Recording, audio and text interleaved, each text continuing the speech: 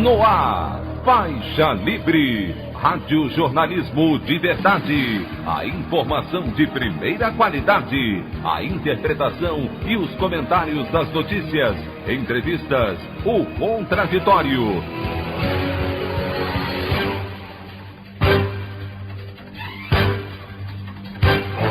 Tudo para aproximar você cada vez mais da realidade do Brasil e do mundo. Apresentação: Anderson Gomes. Câmara aprova medida provisória que destina quase 2 bilhões de reais para a vacina produzida pela Universidade de Oxford contra a Covid-19. Baixo nível dos reservatórios faz o Operador Nacional do Sistema Elétrico prever dificuldade de fornecimento de energia para todo o país, um dia depois da ANEEL anunciar volta de cobrança das bandeiras tarifárias. Reitores de universidades federais recusam retorno das aulas presenciais em janeiro e o Ministério da Educação deve voltar atrás da decisão. Essas e outras notícias na edição desta quinta-feira, 3 de dezembro do ano de 2020 do programa Faixa Livre.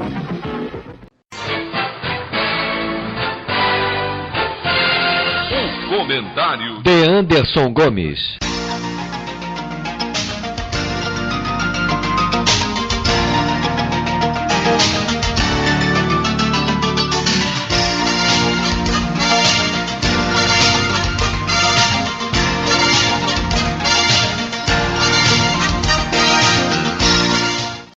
Bom dia, ouvintes.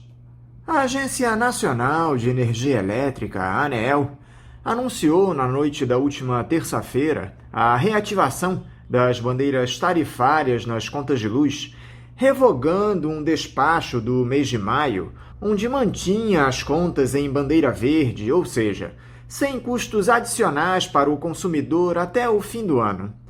A cobrança extra este mês já vem no seu valor máximo, R$ 6,24 para cada 100 kW consumidos, o que representa a bandeira vermelha 2.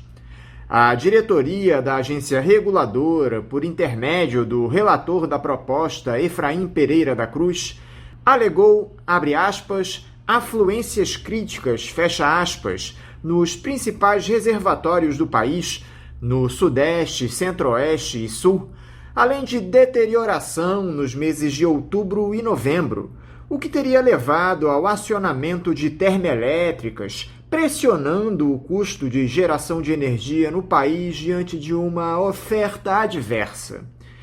Ainda que a ocorrência de chuvas tenha diminuído nos reservatórios de geração de energia, está na cara que essa medida tem relação direta com o apagão que aconteceu no mês passado em quase todo o estado do Amapá, que durou 3 semanas. O Ministério de Minas e Energia já havia publicado uma portaria prevendo que todos os consumidores do país pagariam por esse prejuízo provocado por uma empresa privada, a Gemini Energy. Mas não é só isso. O alerta a respeito dessa cobrança extra nas tarifas já era feito lá no mês de setembro pelo engenheiro Roberto D'Araújo, em um post publicado em suas redes sociais. Eu vou reproduzir agora, aqui neste editorial, o que ele escreveu, para que vocês entendam exatamente o que a ANEEL está fazendo. Ele publicou o seguinte: Você sofreu com a perda de renda provocada pela pandemia? Teve que fechar sua loja? Toda a economia despencou? Pois aguarde sua conta de luz. Ao contrário de outras atividades, as distribuidoras de energia, quase todas privadas e pertencentes a grandes grupos econômicos, vão receber mais de 6 bilhões de reais que você vai pagar. A demanda de energia se reduziu? Claro, como tudo. Mas a ANEEL, a agência reguladora amiga das empresas, vai aceitar que a queda de mercado que todos tiveram que enfrentar não vale para as distribuidoras. Você paga. Tem mais. As faturas que não foram pagas e que deixam você pendurado até acertar as contas com a empresa, essas também vão ser concedidas às empresas. Se depois você acertar as contas, Tudo se passa como se ela recebesse 2 vezes. Ou você acha que a ANEEL vai fiscalizar um por um? E tem mais. Isso já aconteceu no Brasil. Lembram do racionamento de 2001? Uma seca meia-bomba provocou racionamento recorde no planeta.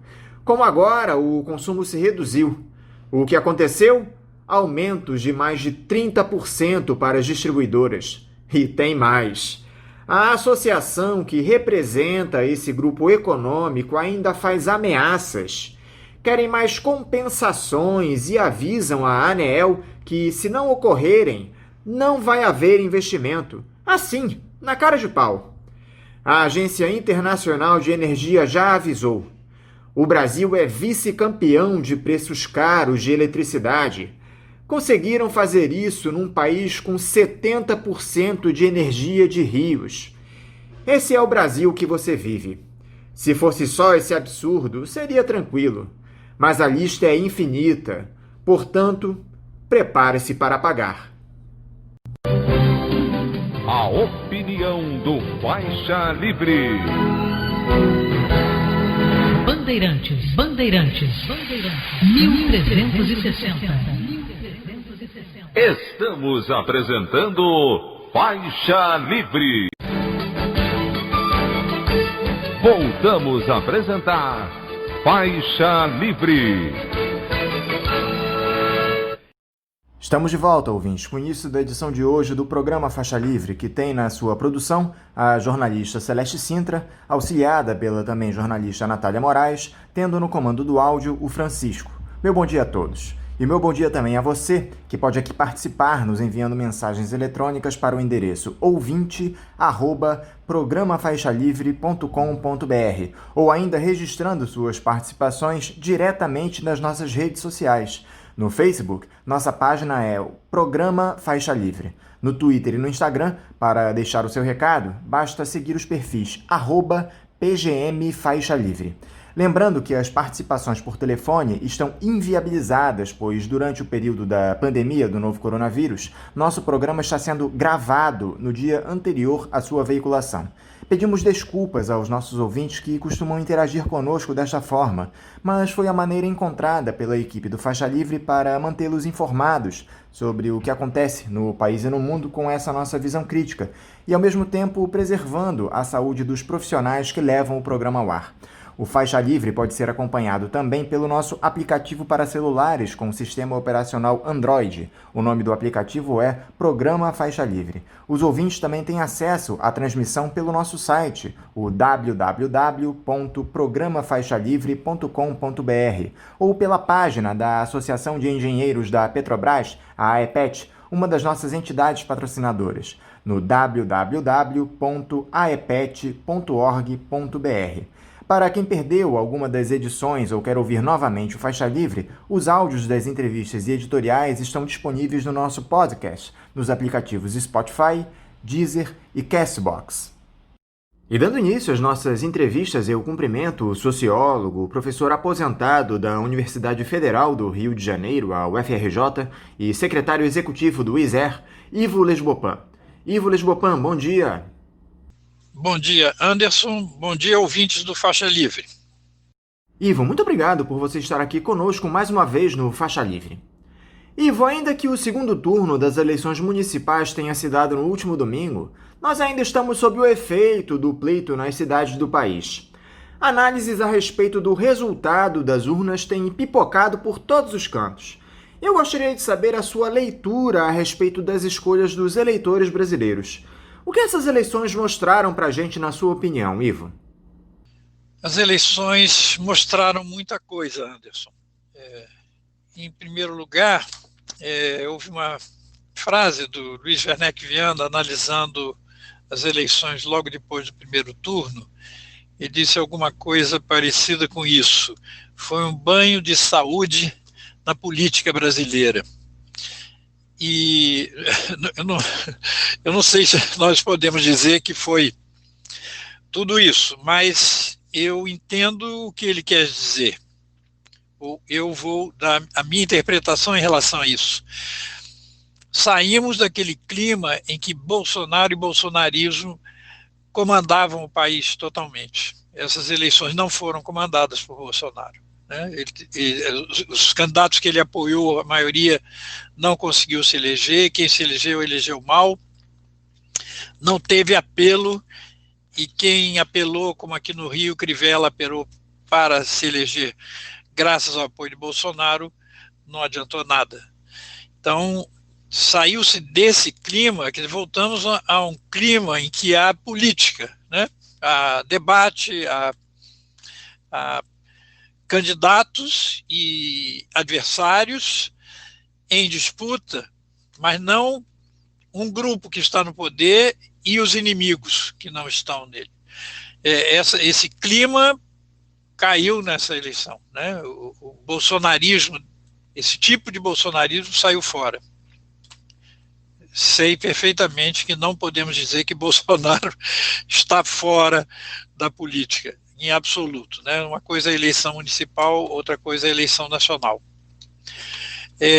A outra coisa, o peso das redes sociais, especialmente das chamadas fake news, né? Desinformação contra adversários, desmonte de adversários através das redes sociais.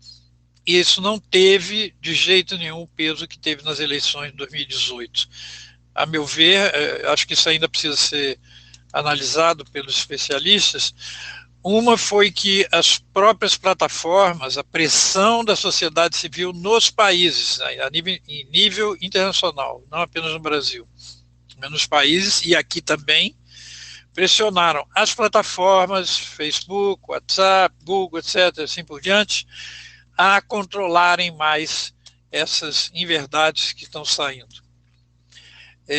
Que dominavam e dominaram as eleições de 2018 e dominaram em outras eleições pelo mundo afora. Então, não tiveram o mesmo peso.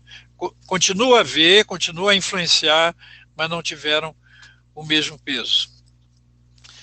Em termos partidários, vários já disseram, o PT foi o grande derrotado, desde que a gente comece a frase com Bolsonaro foi o grande derrotado, o PT em seguida foi derrotado, né, nas eleições, na medida em que não elegeu prefeito em nenhuma capital, caiu o número de prefeituras que tinha, e assim por diante. O que não quer dizer, novamente, aqui eu estou pegando uma análise feita, trecho de uma análise feita pela professora Maria Hermínia Tavares de Almeida, há pouco tempo, poucos dias atrás, né? Logo depois do segundo turno, dizendo o PT não elegeu, foi grande derrotado do ponto de vista eleitoral, mas continua a ter um peso nacional importante enquanto partido de esquerda. Pode não ser mais hegemônico, mas tem um peso importante. Assim como a figura de Lula, que é mais do que o partido, também tem um significado. Salta à vista, né, que venceram os partidos do chamado Centrão. Alguém, numa dessas análises, não sou eu que estou dizendo isso, alguém disse, na verdade, quem ganhou foi a Arena, os partidos que antigamente compunham a Arena. E o Centrão a gente chama de Centrão, que deram o nome de Centrão, mas é o direitão, né? Não é a extrema-direita, mas são partidos de direita, DEM, PSD e assim por diante, né? Que tiveram o maior número de prefeitos eleitos e assim por diante. Não, o Centrão se elegeu, podemos dizer de alguma forma que a base do Bolsonaro, portanto, base política, se mantém. Só que o Centrão é uma geleia, né? Ele pode um dia estar de um lado, outro dia estar do outro. O Bolsonaro não tem certeza absoluta de que pode contar com ele, em que momento vai contar e assim por diante. Ele já depende enormemente, absolutamente, do Centrão para as votações, para os projetos que quiser fazer. A novidade, talvez maior, é a liderança que o PSOL passa a ter na figura do Guilherme Boulos, que mesmo não tendo ganho a eleição para a Prefeitura de São Paulo, se manifestou como um grande líder, não só de nível municipal, mas de nível nacional. Ele já vinha se projetando pouco a pouco nos anos anteriores, mas agora ficou ainda mais nítido. Inclusive a maneira como ele fez a campanha eleitoral junto com a Luísa Erundina, que é um exemplo de política no Brasil, exemplo de pessoa política comprometida com os mais vulneráveis, os pobres, os trabalhadores, as periferias. O exemplo que ela deu na Prefeitura de São Paulo, entre 88 e 92, e o exemplo que ela dá até hoje com o afinco com que ela se dedica às causas da justiça social, a causa da justiça social. Tem a importância também, em relação ao pessoal, a vitória de Edmilson Martins em Belém, onde já tinha sido prefeito 2 vezes em seguida, mas quando era do PT. Dessa vez ganhou como candidato do PSOL. Isso é muito importante também, né? O PSOL não tem, em número de prefeituras, importância, mas tem um peso político agora muito maior na esquerda, nas esquerdas em geral. Voltaremos a isso mais adiante. Essa ascensão do Guilherme Boulos em São Paulo te surpreendeu, Ivo? Ele pode vir a ser, na sua opinião, o sucessor do ex-presidente Lula na liderança do campo progressista no nosso país já nas eleições de 2022? Eu não sei se a gente deve usar essa expressão ou já tentar dizer que Boulos é o sucessor de Lula em termos de liderança de esquerda. O que é evidente, essas eleições mostraram, é a ascensão dessa liderança, quer dizer, a sua capacidade de comunicação com os eleitores, a sua capacidade de comunicação com os jovens nessa eleição municipal de São Paulo é impressionante. E a maneira como partiu a sua candidatura, quer dizer, partiu sem praticamente recursos, tinha um outro candidato, além do prefeito em exercício, que tem a máquina por trás dele, partido e assim por diante. Tinha um outro candidato que estava à frente, inicialmente, com o apoio do Bolsonaro e tudo, e ele, com 17 segundos apenas de propaganda na televisão, ele consegue se projetar e passar para o segundo turno junto com o prefeito em exercício. Isso tem a ver com a campanha que foi desenvolvida e a comunicação que foi feita durante essa campanha com essa juventude.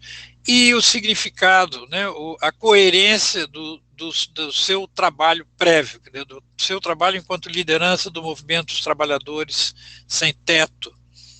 Ele tem algo em que se apoiar, tem uma coerência de vida e de trabalho, de compromisso, muito importante, não sem razão, ele podia se juntar perfeitamente, fazer uma dupla perfeita com a Luísa Erundina. Certamente, nos próximos tempos, ele terá um peso nas discussões das esquerdas e a nível nacional, para influir nesse tema que vamos tratar na próxima. Diante desse cenário que temos, Ivo, onde o liberalismo se aliou ao ultraconservadorismo para colocar suas pautas em práticas, como o líder de um movimento social como o Guilherme Boulos pode vencer a barreira imposta por esses grupos e dar protagonismo à classe trabalhadora do nosso país, tão atacada ao longo dos tempos? Você tem razão em que o governo Bolsonaro conseguiu juntar aí as propostas ultraliberais, Paulo Guedes, com as pautas morais ultraconservadoras que estão presentes desde o período anterior à eleição de Bolsonaro, que contribuíram para a sua eleição e que, desde que ele tomou posse, estão presentes com força.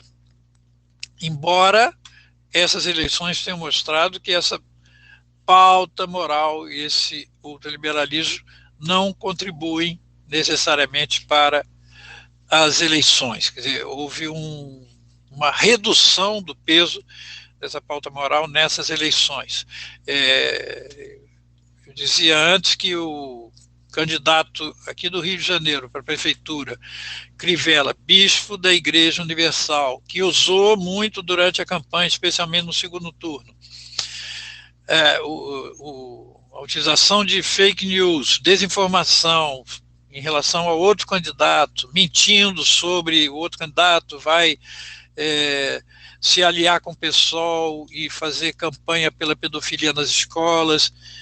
Isso não passou, essas fake news não pegaram. Ele ficou lá com seus 30% de votos que já tinha no primeiro turno e o outro candidato ganhou com o dobro dos votos, 60%. Portanto, essa pauta moral não é definitiva, está presente, mas não tem o peso avassalador que nós pensávamos. Como é que nós podemos fazer frente a essa união desses duas tendências que estão unidas nesse momento?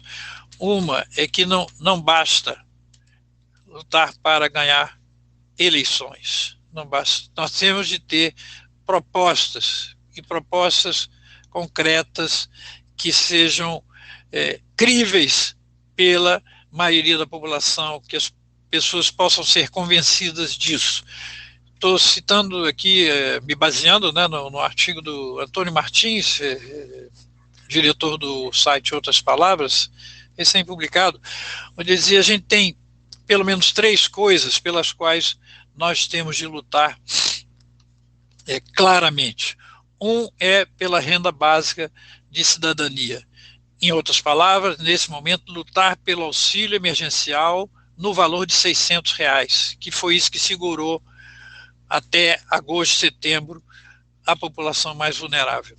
Nós temos de manter isso, voltar ao valor de R$600 e, para todo o tempo, a partir de janeiro de 2021, ter esse auxílio emergencial. Senão, essa população mais vulnerável vai entrar num desastre e nós teremos o caos no nosso país.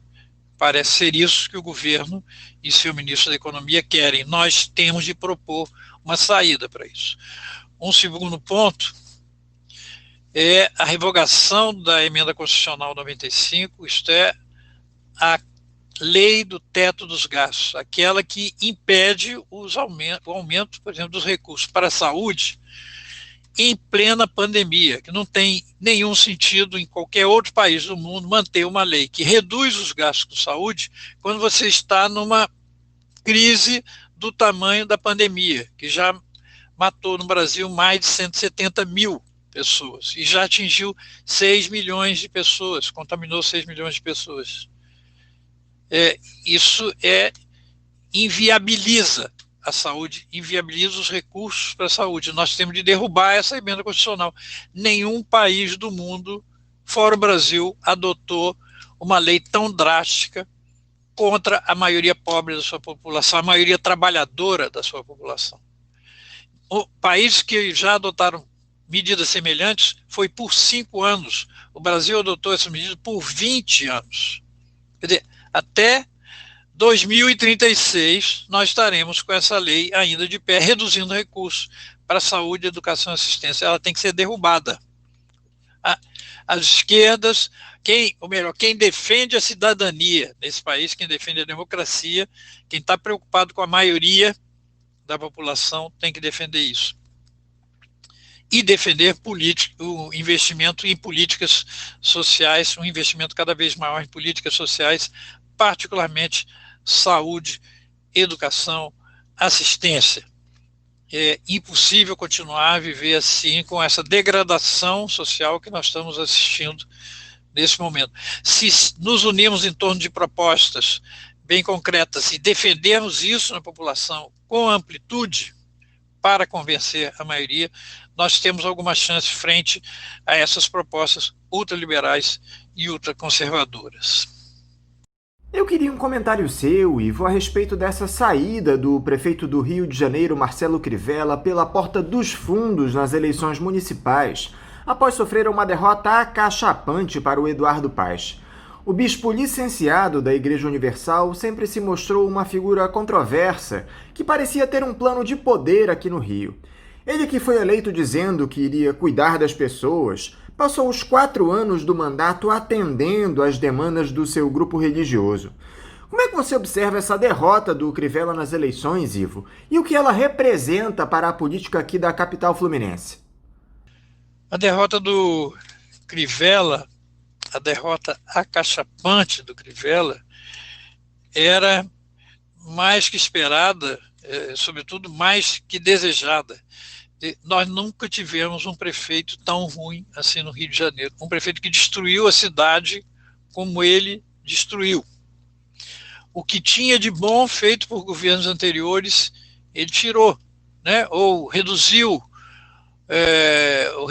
o contingente de pessoas que trabalhavam. Nós falamos aqui das clínicas de família, que são uma coisa importante, mas que o Crivella reduziu o tamanho delas, reduziu os funcionários que trabalhavam nelas e assim por diante. Deixou o transporte numa situação lamentável, como nós temos assistido, inclusive nos últimos dias. Enfim, nunca houve tanta reação contra o governo de algum prefeito como contra o Crivella. Ele governava para os seus, para os membros da Igreja Universal do Reino de Deus. Isso, claramente, ele nunca se identificou com o clima da cidade do Rio de Janeiro, nunca aceitou o carnaval, que é o evento turístico mais importante da cidade, não só turístico, mas também. Ele combateu essa cidade durante 4 anos e tinha de ser derrotado, e essa foi mais do que as pessoas não votaram necessariamente em Eduardo Paes, as pessoas votaram contra o Crivella, né?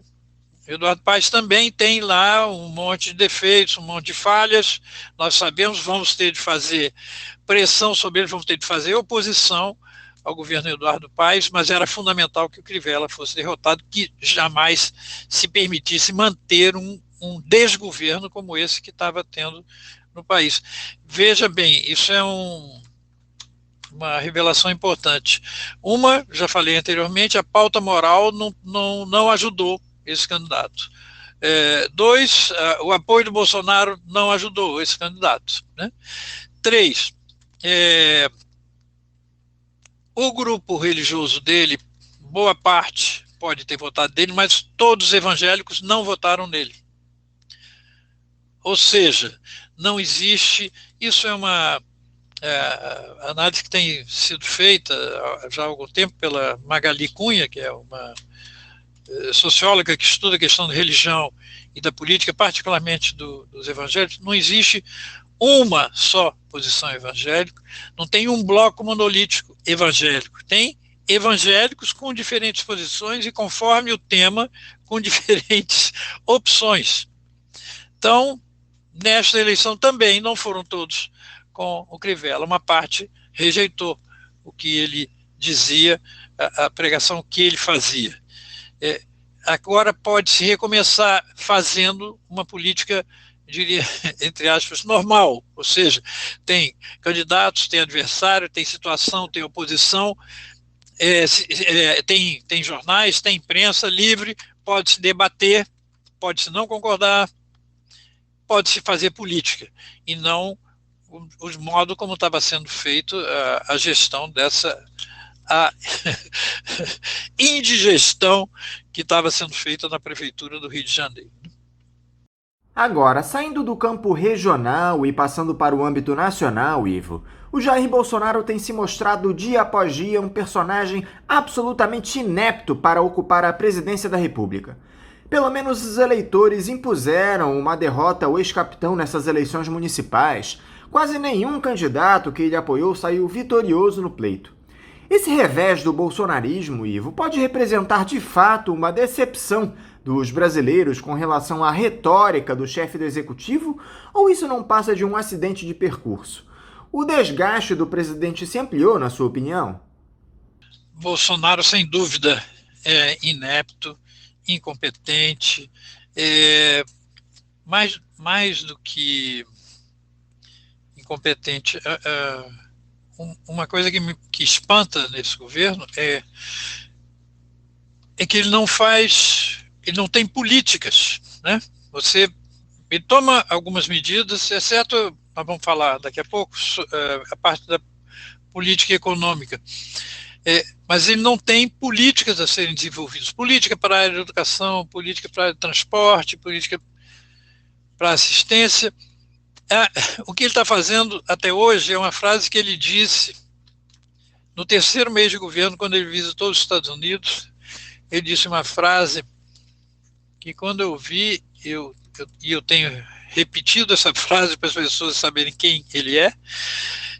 Ele diz assim: eu não vim construir alguma coisa nesse país, eu vim primeiro desconstruir as coisas. O que ele está fazendo desde então é desconstruir o país. As políticas as políticas públicas que havia boas, ele está desmontando uma a uma. A gente está vendo isso pela área da política ambiental, né? Ele está destruindo as florestas, mas ao mesmo tempo que ele está fazendo isso, ele está destruindo e desmontando as instituições públicas que permitiam monitorar as florestas para evitar o desflorestamento, o desmatamento e assim por diante. Então, ele está desmontando o que permitiria fiscalizar. E volta e meia ele tentou passar leis que reduziam ainda mais essa capacidade de monitoramento e fiscalização. Então, em parte, eu acho que cresce uma certa decepção com este governo que não faz nada, né? Em relação à questão da pandemia, auxílio emergencial de R$600, ótimo, não foi ele que fez, mas apareceu como se fosse. Ele poderia mantê-la de setembro em diante. O que ele fez? Ele reduziu para metade, R$300, supostamente porque, sob pretexto que o Brasil não tinha mais recurso, o que é uma grande mentira, porque este mesmo governo deu em março 1 trilhão e 200 bilhões para os bancos utilizarem para enfrentar a pandemia e as suas necessidades durante a pandemia. Ou seja, não tem recursos para os mais pobres, não tem recursos para a maioria, mas continua tendo recursos para os grandes. A lei do teto dos gastos estabelece teto para políticas sociais, não estabelece teto para os juros da dívida que vão só para os mais ricos. Então, ele faz ele está continuando com esse desmonte. Isso está se refletindo. A gente leu algumas pesquisas que saíram antes das eleições municipais, pesquisas sobre popularidade. Bolsonaro caiu aqui e ali, né? Não está mais subindo como antes, mas existe essa decepção, existe um desgaste em relação a isso, mas ele continua no governo, né? E quando nós examinamos o modo como a grande mídia, trata o Bolsonaro, é interessante porque tem críticas por tudo quanto é lado, né? Dos grandes jornais, da grande imprensa, de alguns canais de televisão em relação ao que ele faz, mas não se faz nenhuma campanha para verdadeiramente colocá-lo em xeque. Ele, como vários autores já falaram, já cometeu mais de 30 crimes de responsabilidade. A Dilma foi derrubada por essa grande mídia, com apoio, com investimento pesado da grande mídia contra a Dilma, por causa de um crime de responsabilidade que ela não cometeu, mas eles disseram que era um crime. Ele já tem mais de 30 e não há nenhuma campanha para que esse governo saia, né? Então, Por que não existe nenhuma campanha nesse sentido? Porque tem a política econômica que ele desenvolve, né? Que não chega a ser um conjunto de medidas econômicas de peso para enfrentar a situação que nós estamos vivendo, mas promete, e já realizou, reformas estruturais a serviço do grande capital, a serviço do capital financeiro. Então, o Bolsonaro ainda pode se manter e fazer muito mal ao país nos próximos tempos, até as eleições de 2022, na medida em que não se coloca em questão a destruição que ele está fazendo desse país, a destruição que ele está fazendo das políticas públicas, o genocídio que ele está provocando junto aos povos indígenas. É um descalabro, mas que não está sendo interrompido. Então, quem é pela democracia, quem é que ele está ajudando a destruir a democracia pelas bordas, quem é pela democracia tem que lutar contra este governo de qualquer maneira, se quiser que a gente continue a viver numa democracia proximamente. Falando agora sobre esse encontro que aconteceu recentemente entre o Papa Francisco e mais de 2.000 jovens economistas de todo o mundo em Assis, na Itália, Ivo, onde se debateu um novo modelo econômico que una sustentabilidade, justiça social e viabilidade para a ciência e as novas tecnologias. Parece que surgiram muitas boas propostas desse encontro, não é, Ivo? Conta aqui pra gente, por favor, como se deu esse debate, que tipo de resultado ele produziu.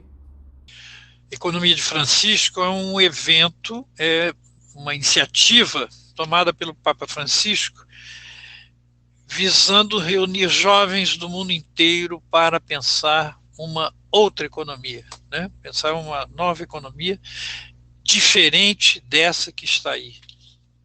Diferente, portanto, do neoliberalismo, diferente da concepção econômica neoliberal, para propor outro tipo de organização da sociedade, outro tipo de economia.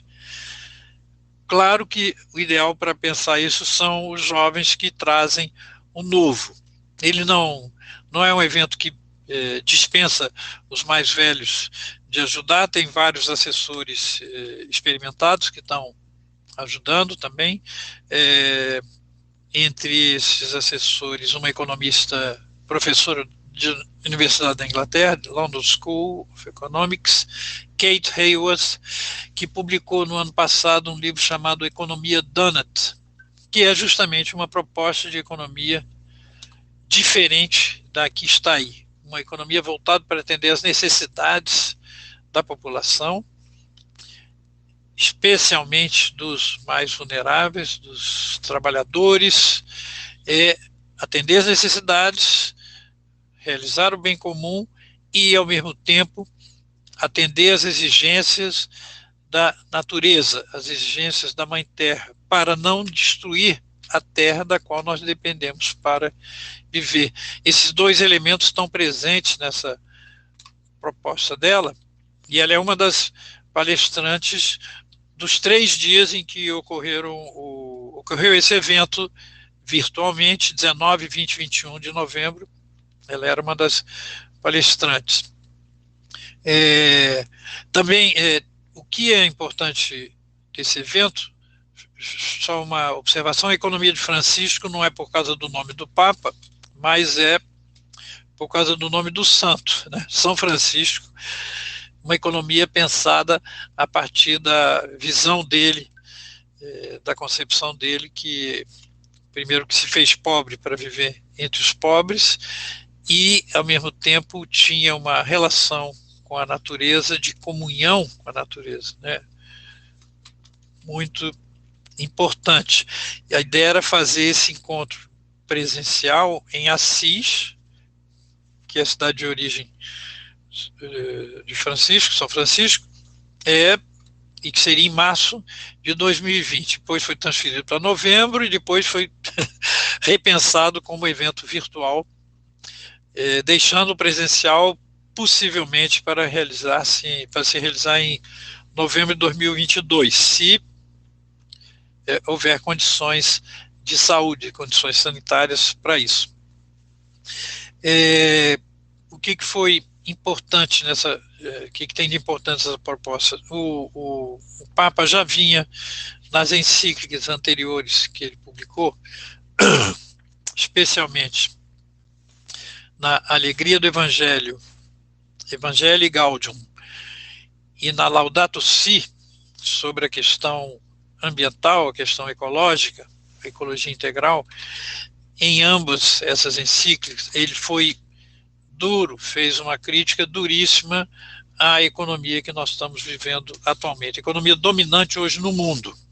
Ele não usa o termo, mas é evidente que ele está falando da economia neoliberal, da concepção neoliberal da economia, que é reduzir cada vez mais os gastos do Estado em políticas públicas, sobretudo nas políticas sociais, e atender, em primeiro lugar, às reivindicações, às exigências do capital financeiro, isto é, dos bancos, dos rentistas e assim por diante. Essas políticas neoliberais que dominaram os últimos 40 anos da economia mundial promoveram uma enorme desigualdade social, um aumento do desemprego brutal no mundo inteiro, uma desigualdade enorme, que a crise de 2007 e 2008 revelaram, a crise econômica internacional, revelaram o que estava promovendo, o que essas políticas neoliberais estavam promovendo, quebrando os países, e que agora, com a pandemia, ficou mais evidente ainda o grau de desigualdade que aumentou em todos os países por causa dessas políticas. Então, quando o Papa Francisco propôs isso 2 anos atrás, antes mesmo da pandemia, era para dar sequência a essa crítica. Ele dizia: nós precisamos de outra economia, precisamos construir outra forma de pensar a sociedade, a organização da sociedade, a produção, os bens de que precisamos, que respeite, de um lado, a natureza, que seja feita em harmonia com a natureza e não destruindo-a, e outra que seja para a vida das pessoas, para as pessoas, e não para o lucro de poucos. Essa é a ideia do Economia de Francisco. Os organizadores, então, pensaram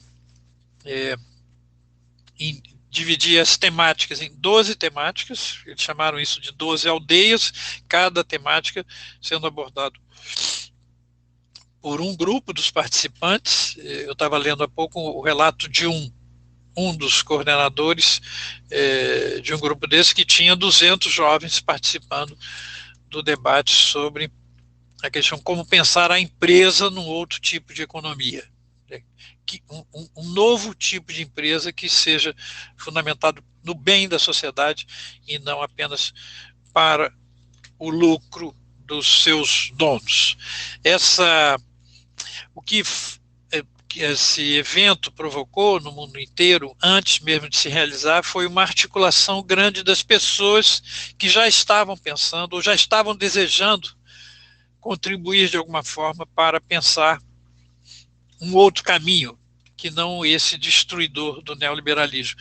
Então começou a haver encontros preparatórios para março de 2020, onde as pessoas debatiam. Veio a pandemia, esses debates continuaram sendo feitos de forma virtual, as pessoas continuaram a refletir em cada um desses 12 temas, mas também o conjunto da economia, para poder contrapor ao modelo atualmente existente, ao modelo dominante hoje no mundo, e que sempre é apresentado como o único modelo possível. Já foi mostrado, tanto na crise de 2007, 2008, como nessa crise da pandemia que nós estamos vivendo, que esse não é o único caminho possível, existem outros caminhos possíveis e nós temos de construí-los. O que permite que as pessoas, que a mídia repita frequentemente que só tem esse caminho, etc., é exatamente porque eles não divulgam as opiniões diferentes sobre a economia que existem. Não divulgam outros debates, não divulgam outras propostas, não divulgam outras organizações. Já vem sendo discutido há anos outra proposta de organização da sociedade que leve em conta as exigências ambientais. Por que vinham sendo feitas essas propostas? Porque se continuarmos neste caminho, a humanidade se autodestruirá, porque destruirá as condições naturais que lhe permitem viver. E isso tem que ser feito já, ou seja, não tem que se pensar de um lado a economia e pensar de outro lado na ecologia. A economia tem que ser ecológica. Ela tem que ser pensada como uma coisa só. Não são duas coisas separadas. As questões sociais e as questões ambientais. É o grito da terra, o grito dos pobres é um grito só, como dizia Leonardo Boff. Um dos aspectos mais exaltados, Ivo, foi o fato de que, pela primeira vez em um encontro deste porte, se deu voz a jovens cientistas e não a figuras renomadas da economia. Esse diálogo intergeracional, especialmente nos tempos atuais, mostra-se extremamente importante. Ouvir as novas gerações talvez seja uma das chaves para um mundo sustentável e com menos desigualdades, não é, Ivo? O Papa Francisco sempre desde que começou o seu pontificado, ele sempre insistiu nesses dois grupos sociais que ele considera que são excluídos ou maltratados ou deixados de lado, os idosos e os jovens. Uns porque já não tem mais o que contribuir, já uma sociedade fundamentalmente consumista, eles não vão servir, o que interessa é quem está em plena forma, e por outro lado os jovens são deixados de lado porque quem tem que decidir as coisas principais são os que já têm experiência, são os adultos, e portanto os jovens não tem o que dizer. Se a gente examina as sociedades, os vários países, o aumento do desemprego, por exemplo, nesse período de políticas neoliberais, o desemprego muitas vezes estava numa taxa X, o desemprego dos jovens até 24 anos estava 2x, né? Se o emprego estava em 10%, o desemprego dos jovens estava em 20%. Se chegava a 20% a taxa de desemprego nacional, a taxa de desemprego dos jovens era 40%. Então, uma é atender à necessidade deste grupo social dos jovens. A outra é eles poderem participar na elaboração de um projeto de futuro, que começa agora. Então, jovens, economistas, empreendedores que estão lutando por mudanças, ajudar a pensar. E outra economia será essa. Se os jovens tiverem oportunidade de participar, terão possibilidade de contribuir para essa mudança e com a sua experiência própria, com os seus desejos, com os seus sonhos. E isso é importante que se consiga elaborar de forma realizável. Eu falei há pouco de uma das economistas que está assessorando o evento de Francisco, a economia de Francisco, desculpe, Kate Haworth. Ela foi convidada pela cidade de Amsterdã, na Holanda, para pensar a política econômica da cidade nos próximos anos, né? A prefeita da cidade convidou-a a fazer isso. Desde esse ano tem um grupo de trabalho em Amsterdã com ela e os pensadores que contribuem, que trabalham junto com ela, para pensar a política econômica da cidade. É possível fazer uma política econômica diferente para a cidade se nós pensarmos nesses dois elementos fundamentais. Um, atender as necessidades da população, saúde, educação, alimentação, habitação e assim por diante, e as exigências da natureza, a não destruição da natureza, a convivência harmoniosa com a natureza. Nós já conversamos aqui no programa algumas vezes, Ivo, e exaltamos a liderança que o Papa Francisco tem exercido em um momento onde o ultraconservadorismo ameaça as nossas liberdades individuais. As declarações do Sumo Pontífice apontando para a necessidade de tolerância e combate a todo tipo de preconceito, ao mesmo tempo que nos trazem esperança, preocupam determinados setores da Igreja que defendem os dogmas do catolicismo. Você acha que a Igreja Católica é capaz de lidar com a dialógica progressista do Papa Francisco e liderar uma mudança de paradigma no seu interior, Ivo? É possível haver uma espécie de reforma eclesiástica provocada por Jorge Mário Bergoglio? O mais próximo Papa que nós temos desse atual Papa Francisco é o João XXIII, né?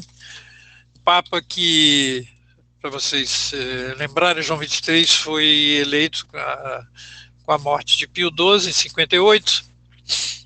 Pio XII já era Papa há muitos anos, morreu em 58, e o Colégio de Cardeais, né, que vota um novo Papa, se reuniu no Vaticano e não conseguia decidir qual candidato. Nenhum candidato tinha o número de votos necessários.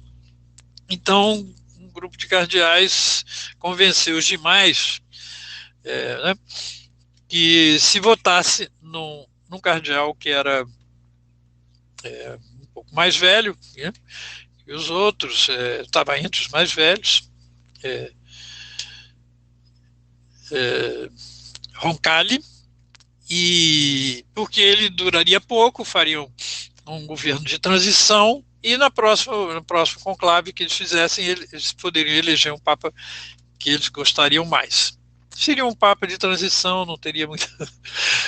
Elegeram esse Papa que se tornou o Papa João XXIII, que efetivamente só viveu 5 anos depois de ser eleito Papa. Morreu em 63. Mas logo no início do pontificado, João XXIII provocou uma revolução na Igreja Católica Mundial, porque ele disse, sem perguntar, para a Cúria Romana, para os cardeais conservadores da Cúria Romana, ele disse publicamente para o mundo, no seu discurso, que estava convocando um concílio ecumênico a se realizar proximamente, para pensar os rumos da Igreja. Este concílio se realizou entre 62 e 65, tanto João XXIII só participou das 2 primeiras sessões, mas nesses 4 anos em que bispos do mundo inteiro se reuniram durante 3 meses em Roma, a cada ano, durante 3 meses, para pensar os rumos da Igreja, a Igreja deu uma virada enorme, monumental, a virada que ela deu com o Concílio Vaticano II. A Igreja Católica é uma antes do Concílio Vaticano II e outra depois. Ele foi o grande transformador da Igreja, João XXIII, esse cardeal que os eleitores, boa parte dos seus eleitores no conclave achavam que apenas seria um Papa de passagem. Mas nessa passagem, ele parece que ouviu o sopro do Espírito Santo e provocou essa revolução. O Francisco é um Papa desse tipo, quer dizer, ele traz novidades importantíssimas para a Igreja e ele pensa de forma aberta, progressista, podemos dizer assim, com uma enorme sensibilidade para os mais pobres, para os trabalhadores, para os movimentos sociais, uma abertura que é inovadora na Igreja. É raro um bispo, um cardeal, sobretudo um Papa com este grau de abertura, né? E tem trazido modificações importantíssimas, tem se proposto a trazer modificações importantíssimas, inclusive a reforma da Cúria Romana, que está para ser reformada desde o Concílio Vaticano II.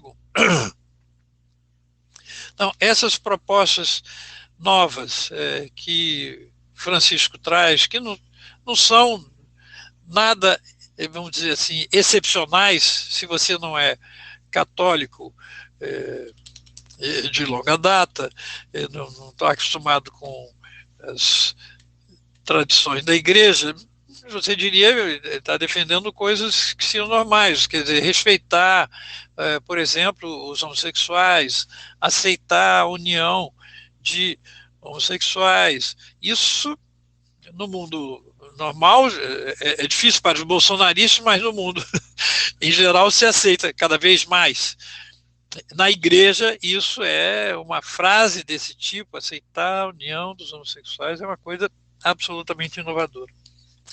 Mais ainda, ele foi mais longe, o Papa Francisco, na análise crítica da sociedade e da política econômica, como eu falei anteriormente. Na Evangelii Gaudium, Alegria do Evangelho, encíclica que ele publicou em 2013, ele diz em determinado momento, fazendo uma análise crítica da política econômica dominante, ele diz: essa economia está promovendo cada vez mais destruição, cada vez mais pobreza, cada vez mais desigualdade. Esta economia mata. Ele disse essa frase textualmente. Está lá, né? Número 53 da Alegria, parágrafo 53 da Alegria do Evangelho. E na Laudato Si ele volta a essa, não com essa mesma frase, mas volta a criticar essa economia dominante como sendo geradora de injustiças, de pobreza, de miséria e assim por diante, de aumento da desigualdade social. Propõe que seja mudado. Aí mudar junto, tanto a organização da sociedade como a maneira como se lida com a natureza. Ele diz, é inseparável uma coisa da outra. Claro que essas posições atingem diretamente os setores conservadores da Igreja Católica.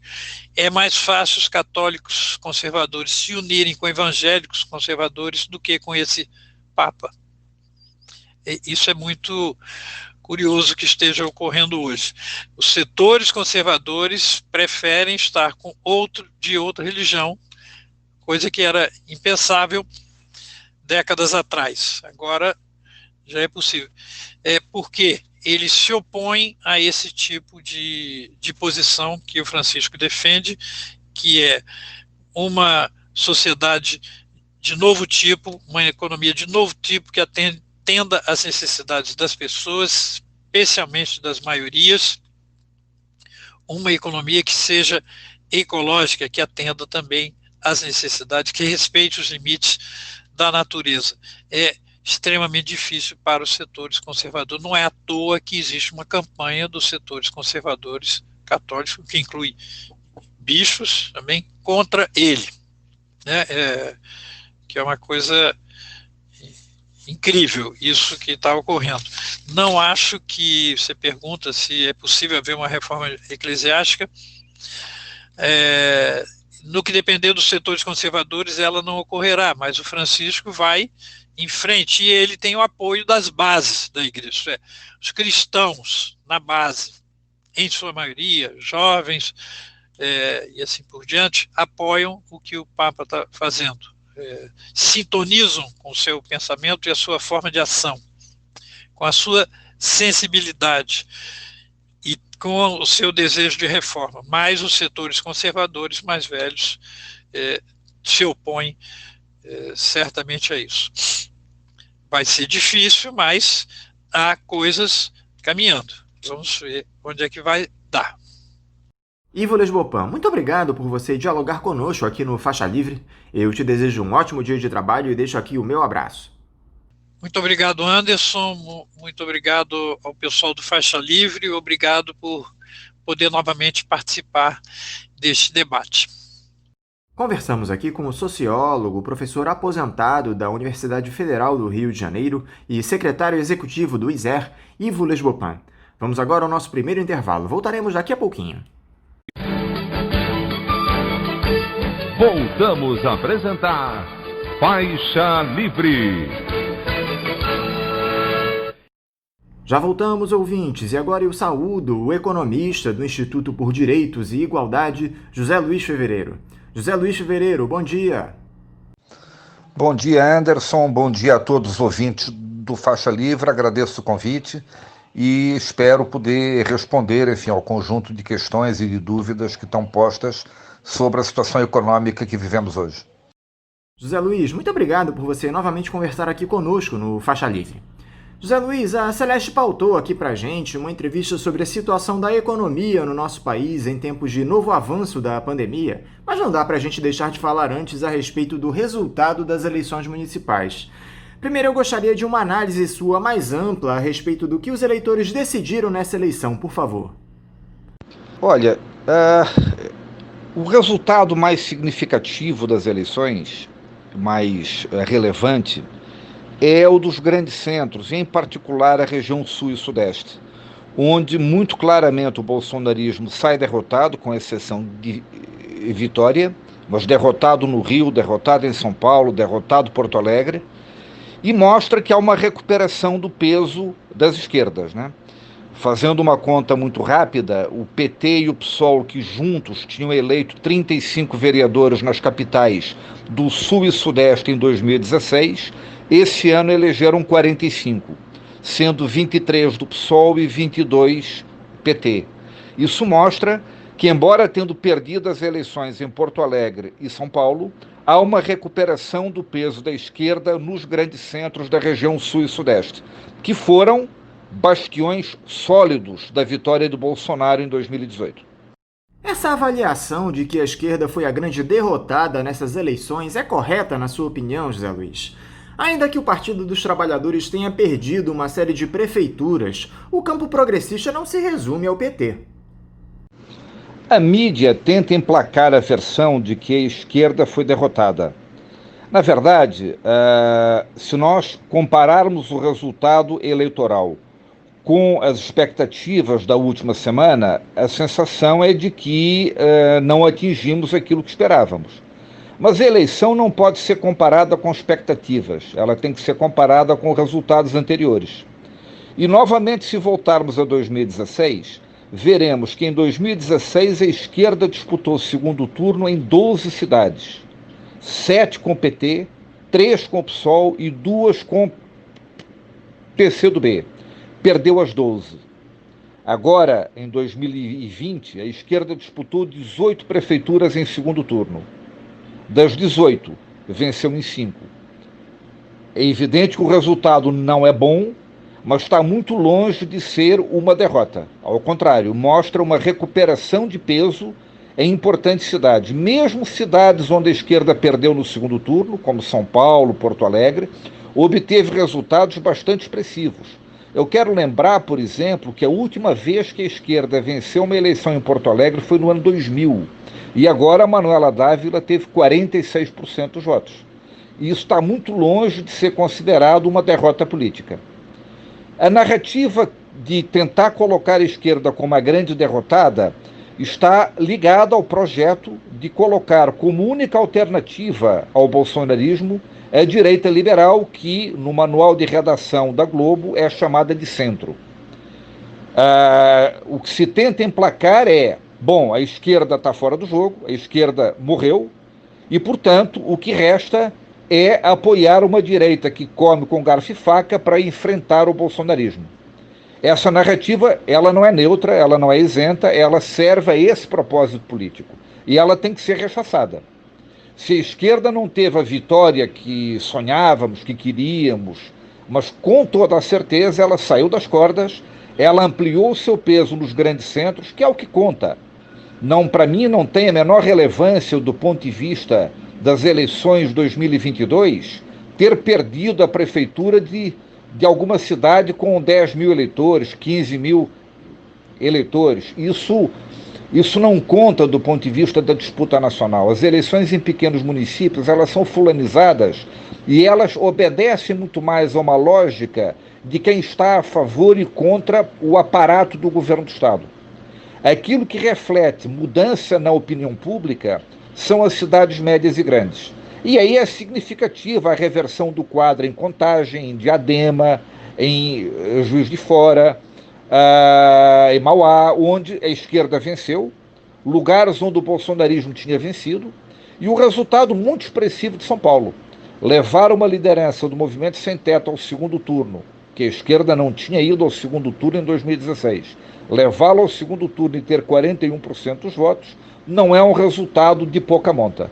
Portanto, há que se rechaçar esse discurso e há que se entender que o resultado de hoje mostra uma recuperação da esquerda, mas que essa recuperação ainda é insuficiente.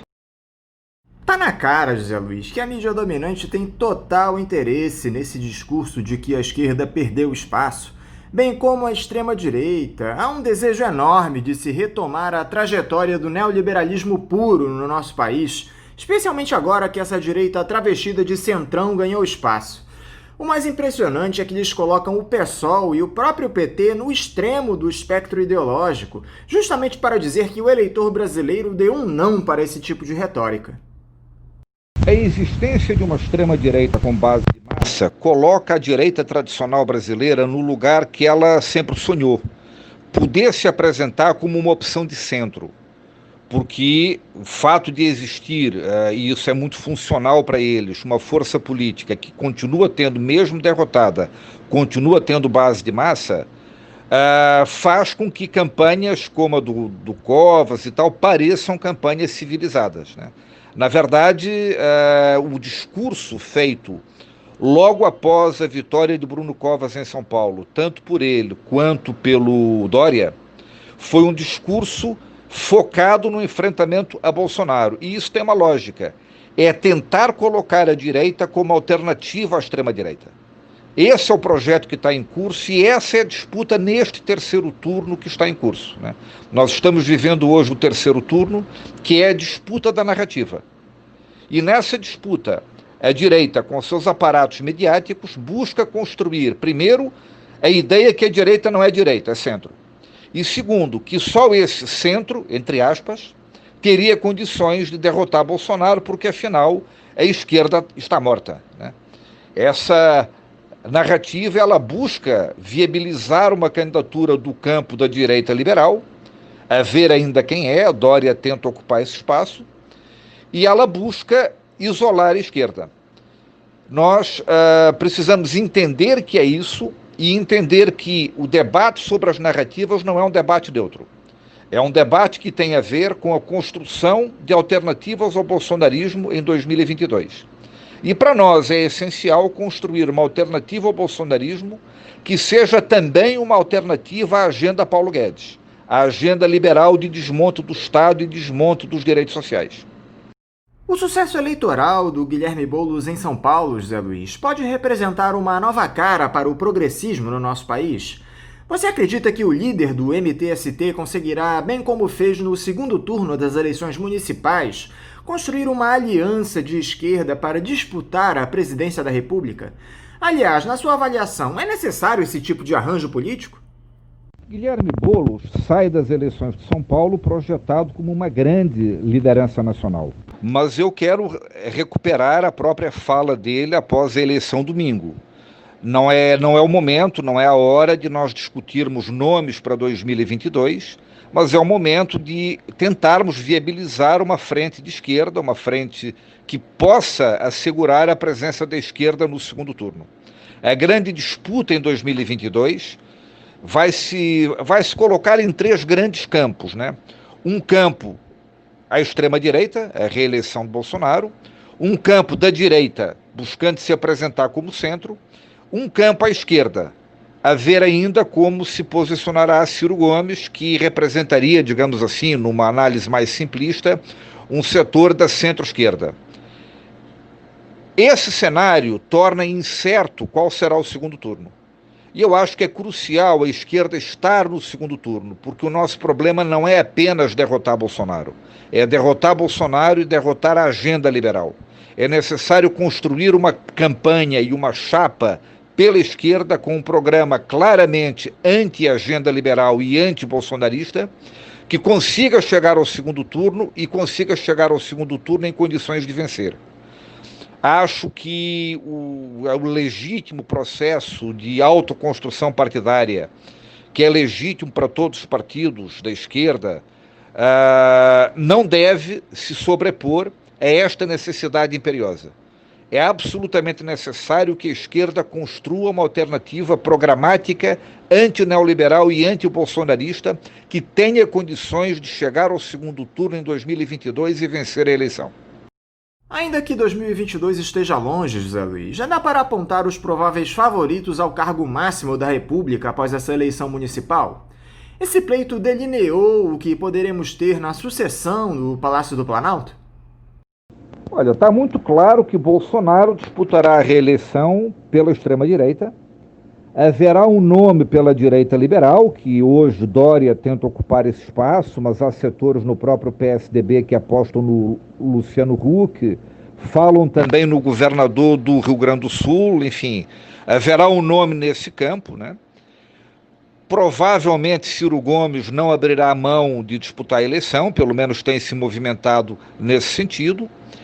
E à esquerda existem nomes que têm peso. Guilherme Boulos, com certeza, é um. Haddad também, Manuela Dávila, idem. E eu acho que, enfim, não vai ser nada muito diferente disto. Agora, qual será a configuração? Se a esquerda conseguirá ter um programa e uma chapa unificada, se esse programa e essa chapa unificada conseguirá abarcar o setor de centro-esquerda, que eu acho mais difícil, mas enfim, não é descartado. Há também o nome do governador do Maranhão, Flávio Dino. Enfim, os nomes não vão ser nada muito diferentes desses aí. Mas eu acho que esse não é o momento de travar a disputa em torno de nomes. A questão é saber se há unidade política e programática para ter um programa com as características que eu já apontei, e se a partir desta unidade política há disposição para fazer uma composição em primeiro turno com capacidade de alterar a correlação de forças e chegar ao segundo turno em condições de vencer. Acho que essa é a principal tarefa hoje. Ela não é simples, ela não é fácil, ela vai lidar com contradições em muitos estados, com muitos problemas, mas é algo que tem que estar na mesa para ser pensado e que tem que ser trabalhado. Agora, aquela falsa esperança de uma parcela da esquerda no Rio de Janeiro de que a derrota do Marcelo Crivella poderia determinar um revés para o bolsonarismo no município parece que foi por água abaixo, logo no primeiro discurso do Eduardo Paes. O prefeito eleito já avisou que não vai rivalizar com Bolsonaro e conversou com o presidente da República por videoconferência. Ao que parece, o nervosinho vai seguir o caminho do bispo licenciado da Igreja Universal, José Luiz. Não acho isso. Eu acho que a derrota do bispo Crivella é uma derrota do bolsonarismo. Por mais que o Paes seja absolutamente pragmático e tenha aberto um canal de diálogo com o governo federal, acho que isso inclusive tem a ver com a crise econômica, o quadro em que o município está, mas muito provavelmente Eduardo Paes estará alinhado em 2022 com a alternativa da direita liberal. Do ponto de vista simbólico, por mais que o Bolsonaro queira escapar, ele esteve claramente ligado ao bispo Crivella aqui. Ele apoiou, gravou depoimento, abraçou, teve o seu nome utilizado em campanha. É uma derrota do bolsonarismo, sim. Não é uma vitória da esquerda, evidentemente, é uma vitória da direita liberal. Mas o bolsonarismo não ganha no Rio e o fato de que o Eduardo Bolsonaro, que é absolutamente pragmático, tenha aberto um canal de diálogo com o governo, não significa que ele vá estar alinhado com Bolsonaro em 2022. Muito provavelmente ele e o DEM estarão com uma composição com o PSDB numa candidatura que é a candidatura apadrinhada pela Globo e pela grande mídia. Esse tende a ser o cenário. Do ponto de vista de uma disputa mais profunda, a derrota do bispo Crivella aqui é uma derrota do fundamentalismo e do oportunismo religioso. É a desmoralização da utilização da religião como instrumento para obter o poder, para chegar ao poder. Acho que tem um impacto para além do Rio. Hoje, a tentativa de explorar a fé alheia para obter vitórias políticas em campanhas majoritárias sai prejudicada pelo fiasco que foi o governo Crivella e pela derrota significativa que ele teve no Rio de Janeiro. Acho que esse é o principal saldo. Nós precisamos olhar para além da superfície. E olhando para além disso, é uma derrota do projeto de poder articulado pelo Bispo Macedo e que buscava manipular a religião com esse objetivo. Isso tem impacto nacional, não tem impacto apenas local. Por isso, eu fui, dentre a esquerda, um daqueles que votei no segundo turno em Eduardo Paes, sem nenhuma ilusão sobre o que seria o seu governo, mas por entender que impor a maior derrota possível ao Bispo Crivella tinha um impacto estratégico na disputa política nacional. Voltando à nossa pauta econômica, José Luiz, antes que a Celeste Sintra puxe a minha orelha, esse novo aumento dos casos de Covid-19 no país acendeu o sinal de alerta para a equipe do Paulo Guedes. A recuperação da economia, que vinha se dando de maneira muito lenta, agora corre o risco de ser interrompida e com mais perdas. Enquanto isso, o governo discute se deve renovar o auxílio emergencial para os primeiros meses de 2021. Uma gestão responsável, José Luiz, nem pensaria duas vezes em enviar ao Congresso uma proposta de renovação desse auxílio. Você acredita que os deputados e senadores vão ampliar essa ajuda durante a pandemia para a população mais pobre, José Luiz? Até o momento, tanto o governo quanto as lideranças do Congresso, Rodrigo Maia, por exemplo, têm falado que não haverá renovação. É uma loucura completa, porque não é só porque a pandemia recrudesce, é também porque as consequências do que aconteceu esse ano continuam presentes. Mesmo que não houvesse uma segunda onda da Covid, ainda assim, a recuperação do emprego ou a recuperação da renda do trabalho informal vai demorar muito tempo a se completar.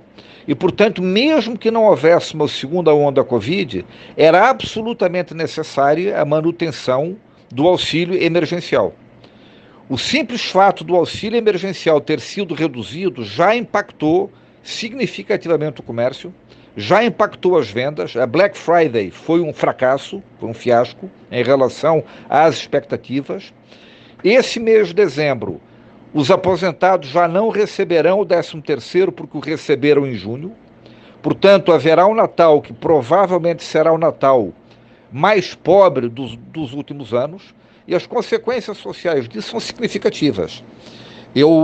Qualquer governo minimamente responsável manteria, no mínimo pelos próximos 6 meses, o auxílio emergencial nos seus termos originais, em R$600. No mínimo pelos próximos 6 meses, no mínimo até junho. No mínimo até que houvessem sinais claros de uma recuperação econômica consistente com uma recuperação do emprego e da renda. Agora, evidentemente, não é de se esperar que esse governo tenha esse tipo de sensibilidade, e Bolsonaro tem um problema adicional. Ele tem uma sustentação que parte de uma base social que ele ainda mantém, embora minguante, e do apoio da banca, o apoio da Faria Lima. A conciliação dessas duas coisas é uma tarefa muito difícil, porque aquilo que poderia permitir a Bolsonaro um respiro em termos de preservação de base social é um programa que seria oposto àquele que a Faria Lima defende. E romper com a Faria Lima lhe retira o respaldo que ele tem na institucionalidade, no Congresso, no Judiciário, enfim, o respaldo que lhe permite governar e que permite os seus filhos continuarem fugindo da polícia, né? E, por outro lado, a perda de densidade eleitoral, de densidade de massa, o fragiliza de uma forma irreversível para 2022. Bolsonaro está perante escolhas muito difíceis para ele e que, muito provavelmente, ele não conseguirá ter uma solução. No Congresso, eu acho que prevalece, pelo menos os sinais hoje são esses, a posição de Rodrigo Maia, que vem sendo contrária à prorrogação do auxílio emergencial. É um cenário que vai provocar uma crise econômica de grandes proporções, que ela já existe, mas ela vai se agravar muito a partir de janeiro. Esse desastre fica evidenciado nos números do desemprego, José Luiz. De acordo com o IBGE, o índice de brasileiros fora do mercado de trabalho alcançou um novo recorde, com um contingente de 13,8 milhões de pessoas sem emprego. São 3,6 milhões a mais do que o registrado em maio. A taxa fica em 14,1% de desempregados. Ainda que a pandemia esteja castigando a atividade econômica, José Luiz, o Estado deveria estar protegendo esses empregos que estão sendo perdidos. Não há uma ação por parte do governo Bolsonaro para minimizar essas perdas, que acabam produzindo um efeito cascata na economia, com uma redução ainda maior do consumo da população. O problema do desemprego, ele tem duas vertentes, né? Tem um problema do desemprego provocado pela crise, né? A crise que vem desde 2015, que se acirrou muito esse ano. Esse é um desemprego cuja origem é uma origem decorrente de políticas econômicas que induziram o desemprego, tendo por objetivo reduzir o custo da força-trabalho. É um desemprego construído deliberadamente.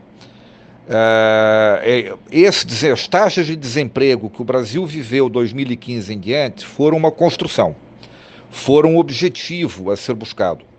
E isso foi explicitado. Eu me lembro de ver num Globo News painel, ainda no tempo do William Vac, o economista Alexandre Schwartzman, acho que em 2013, dizendo que o Brasil precisava de mais desemprego. E a razão para isso era que o custo unitário do trabalho no Brasil estava muito alto e isso retirava competitividade à economia. E que a solução para isso seria criar desemprego para reduzir o custo do trabalho. O objetivo das políticas de ajuste fiscal em curso a partir de Joaquim Levy, 2013, que continuaram no governo Temer e com Paulo Guedes, tinham um objetivo muito claro de gerar desemprego para reduzir o custo do trabalho e recuperar a competitividade internacional a partir disso. Portanto, como projeto, foi um projeto bem sucedido. Não há nenhuma dúvida que eles tiveram sucesso em criar níveis de desemprego que passaram de 6, 7 milhões de pessoas para 14 milhões de pessoas hoje, sem contar o subemprego, sem contar os desalentados, que não entram na estatística do desemprego porque desistiram de procurar emprego. Isso aí foi claramente um projeto. Mas há também um outro desemprego, que é o desemprego decorrente do aumento da velocidade da inovação tecnológica e que a pandemia agrava.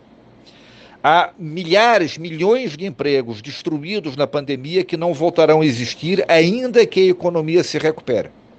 Ainda que haja uma recuperação da atividade econômica, a atividade econômica não voltará a ser como era.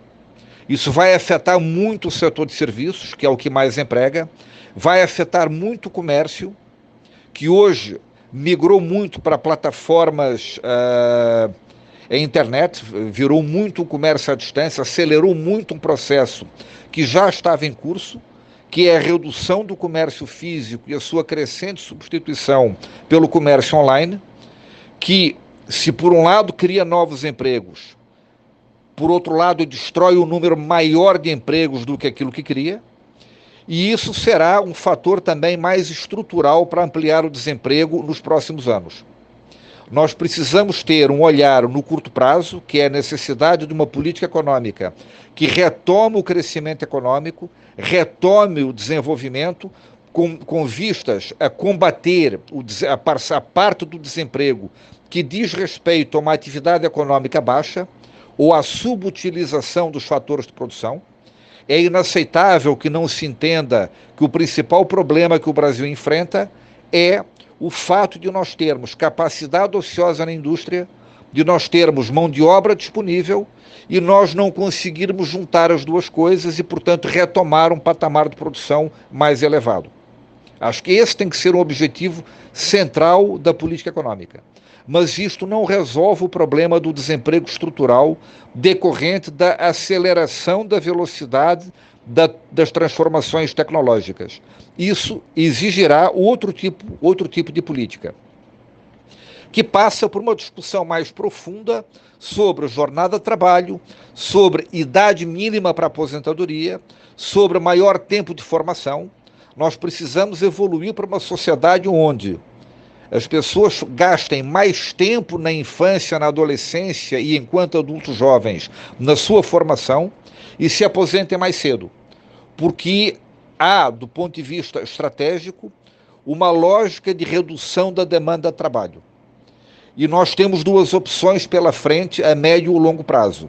Uma sociedade com jornadas de trabalho extensas idade de aposentadoria de 65 anos, com um desemprego crônico e estrutural, ou uma sociedade com possibilidade de aposentadoria mais cedo, com um período de formação maior e, portanto, com uma possibilidade de empregabilidade, seja no emprego direto, carteira assinada, seja nas novas formas de inserção no processo produtivo, que consiga dar conta de que cada brasileiro em idade laboral possa ter trabalho, possa ter do que viver a partir do seu próprio esforço.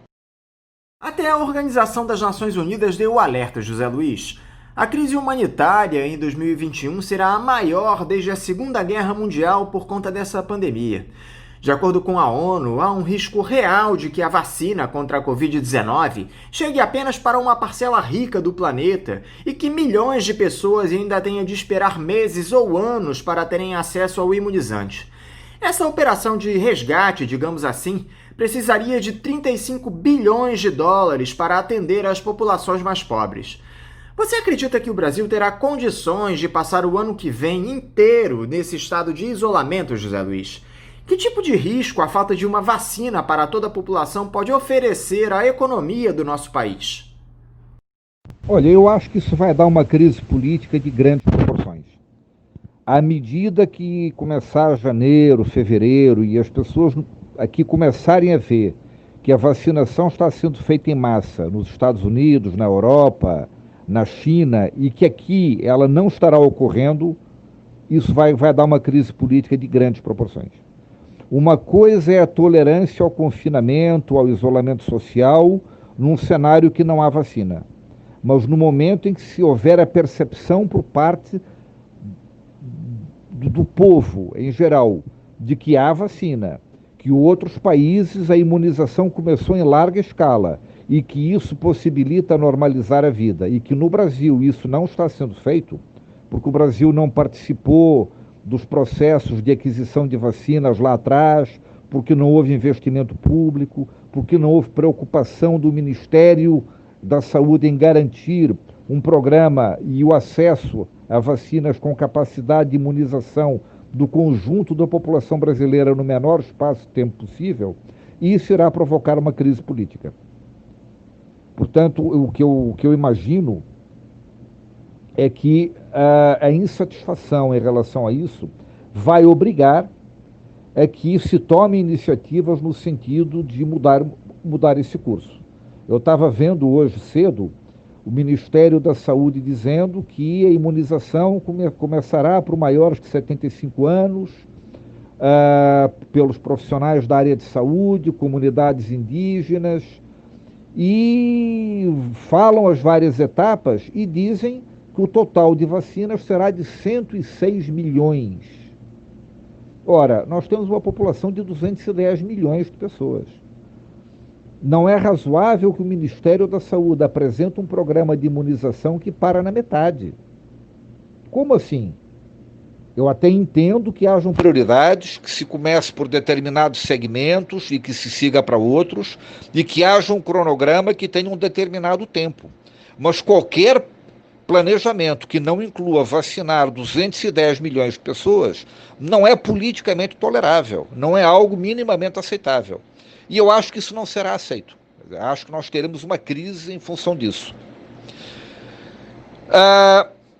Quanto mais tarde a imunização for feita, maiores as consequências econômicas, porque mais tempo demorará a regularização da atividade econômica que depende da presença física e do contato físico.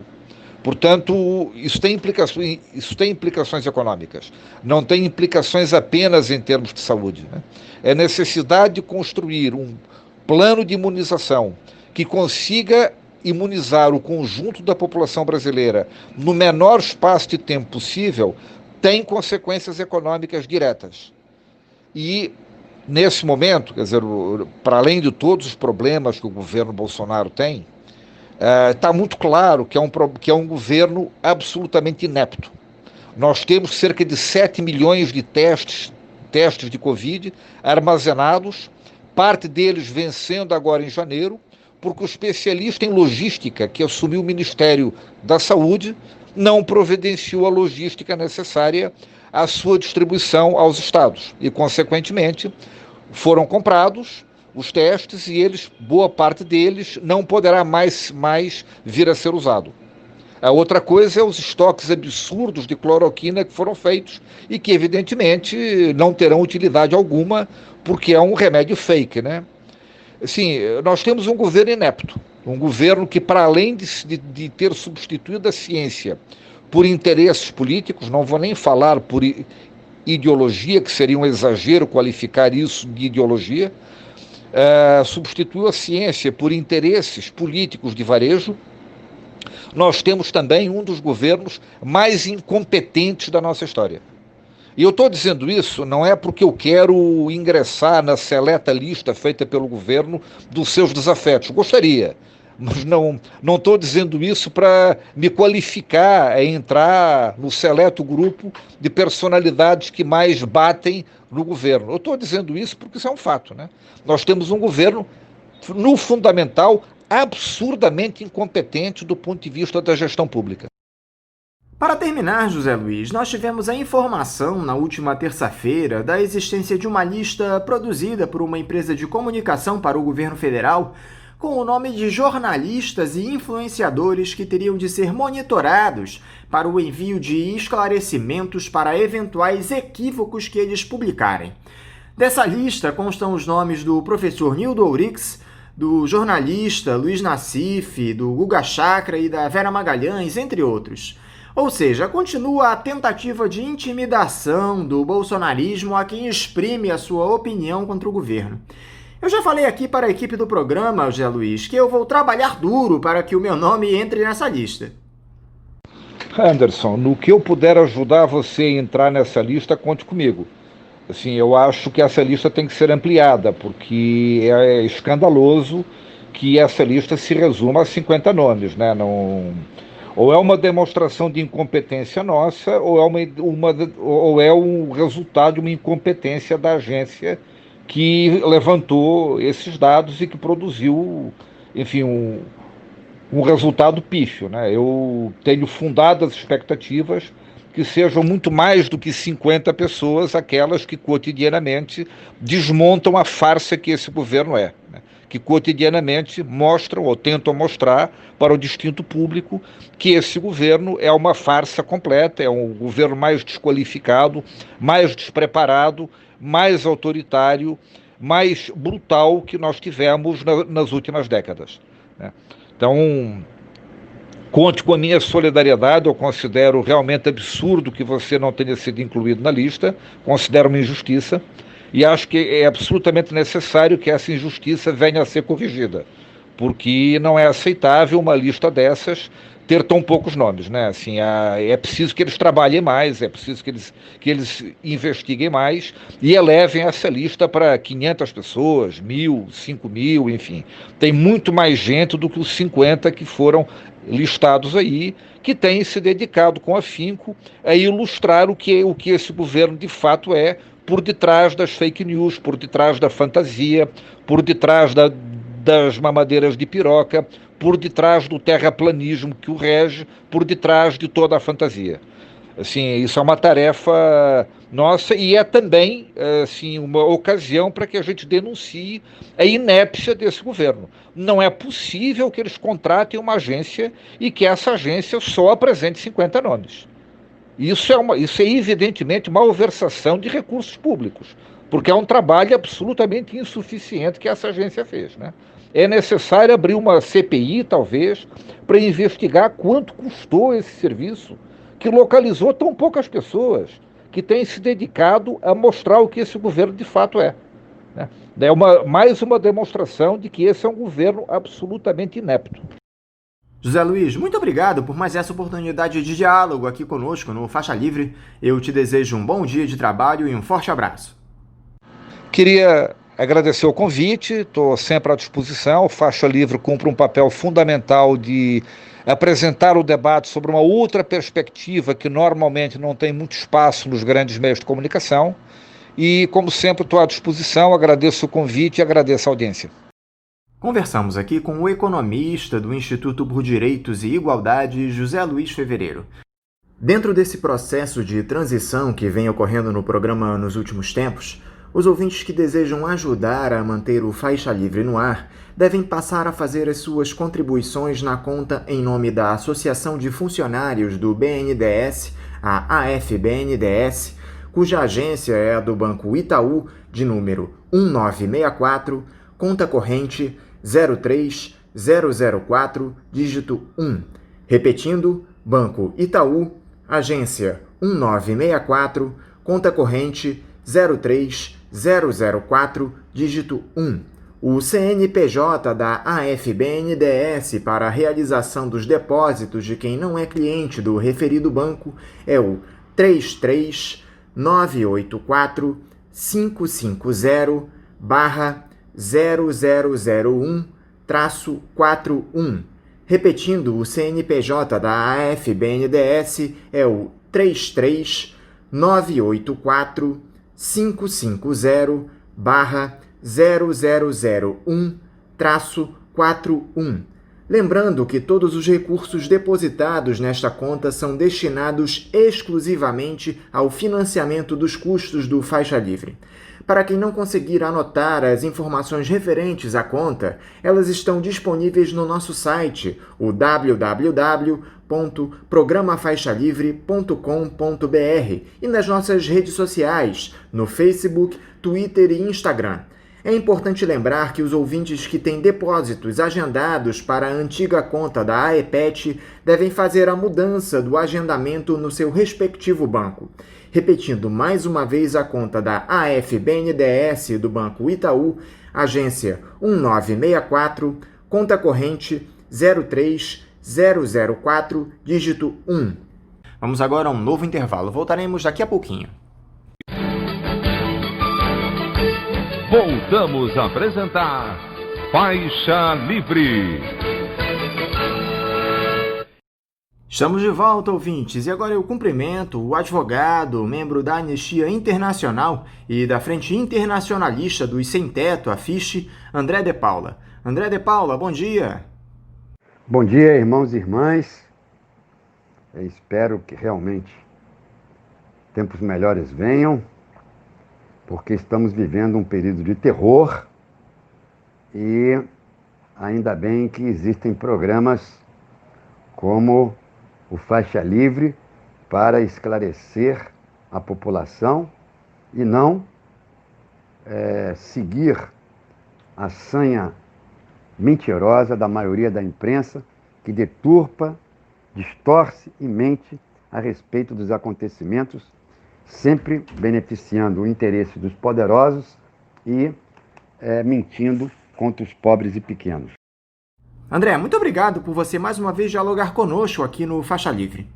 André, parece que a covardia do poder público no nosso país não encontra limites. Em meio a uma pandemia, serão efetuados mais 2 atos de despejo aqui no Rio de Janeiro. Um deles na ocupação Antônio Louro, que fica na rua Visconde do Rio Branco, no centro do Rio, que estava marcado para acontecer ontem, inclusive, quarta-feira, e outro na aldeia Maracanã, no dia de hoje. É isso mesmo, André. A atrocidade é tão grande que fica até difícil de acreditar. Explica aqui pra gente o que é que está acontecendo nesses 2 casos, por favor.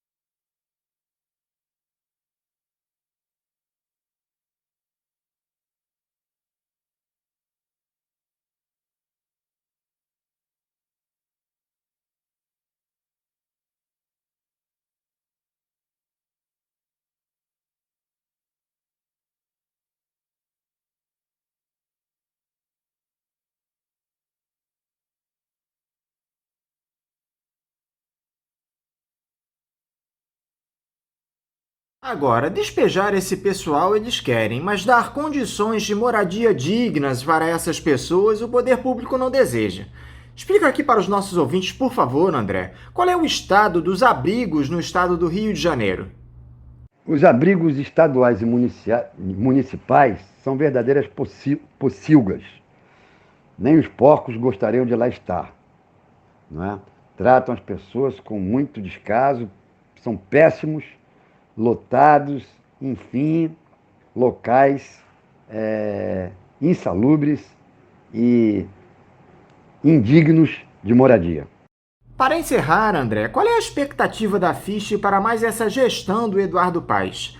A derrota do Crivella nas urnas traz um alento ou trocamos 6 por meia dúzia? É a troca de 6 por meia dúzia. Em determinados aspectos, Paes chega a ser pior do que Crivella. Em outros aspectos, Crivella é pior do que Paes. Ou seja, é a fome com a vontade de comer. Paes despejou, removeu, derrubou 77 mil pessoas durante o seu reinado de horror. Ele despejou e removeu mais do que Pereira Passos e Lacerda juntos. Olha que foram dois meliantes da política nacional. Pereira Passos era conhecido como bota abaixo. E esse marginal Pereira Passos ainda influenciou e tem o nome no PMDB do Instituto Pereira Passos. Vê se pode. Um bandido cultuado e reverenciado pelo Instituto, pelo MDB, pelo Paes, enfim, como o grande luminar a ser seguido. E o outro foi Lacerda. Mas os dois somados juntos não dão o tanto de gente que Eduardo Paes colocou para fora. Além disso, reprimiu os camelôs. Quer dizer, um verdadeiro assassino, porque o choque de ordem levou camelôs à morte em virtude de terem ficado sem suas mercadorias para sobreviver. O prefeito Crivella, bispo de Satanás, ligado à multinacional da fé universal, na verdade, manipula, leva as pessoas, usa o sentimento de fraternidade, de amor, a religiosidade das pessoas para dentro próprio, chegando inclusive a criar as suas próprias milícias evangélicas. Então, ambos os candidatos, tanto Paes quanto Crivella, ambos são maléficos, ambos são milicianos, inclusive em determinadas áreas controladas pelo Crivella e outras pelo Paes, os candidatos populares não puderam sequer entrar. Ou seja, demonstrando o quão falso, o quão farsante é o processo de escolha que nós temos. E o povo, de uma certa maneira, deu a resposta. Né? Nulo, branco e abstenção foram maiores, foram mais de 50%. Quer dizer, o povo tem sua sabedoria, sabe que através dessa forma de escolha, só os candidatos ricos, só os candidatos do poder econômico, só os candidatos da burguesia são eleitos. De modo que não terá nenhuma melhora, até porque o prefeito Paes parece que quer ainda aprimorar o choque de ordem, armando a guarda municipal. André de Paula, muito obrigado por novamente você estar aqui conosco no Faixa Livre. Eu desejo a você um ótimo dia de trabalho e mando aqui um abraço. Estou me despedindo. Espero que tenhamos um Feliz Natal. Espero que a lucidez, ou que o Espírito Santo baixe sobre o governador, para que ele não continue recebendo o corpo e o sangue de Cristo de maneira indigna, para que não seja condenado por isso, porque o mesmo corpo e sangue que salva pode ser o mesmo corpo e sangue que condena. Tudo isso está acontecendo porque o presidente Bolsonaro tem insuflado o governador, que é seu fiel seguidor, seu cão de guarda, e também o judiciário, dizendo que os indígenas são preguiçosos e que os sem-teto são terroristas. Conversamos aqui com o advogado, membro da Anistia Internacional e da Frente Internacionalista dos Sem Teto, a FISH, André de Paula. E vamos encerrando a edição de hoje do Faixa Livre, convidando todos vocês para amanhã, a partir das 8 horas, estarem aqui novamente conosco na Rádio Bandeirantes 1360 AM para mais uma edição do programa. Um abraço a todos vocês e até amanhã!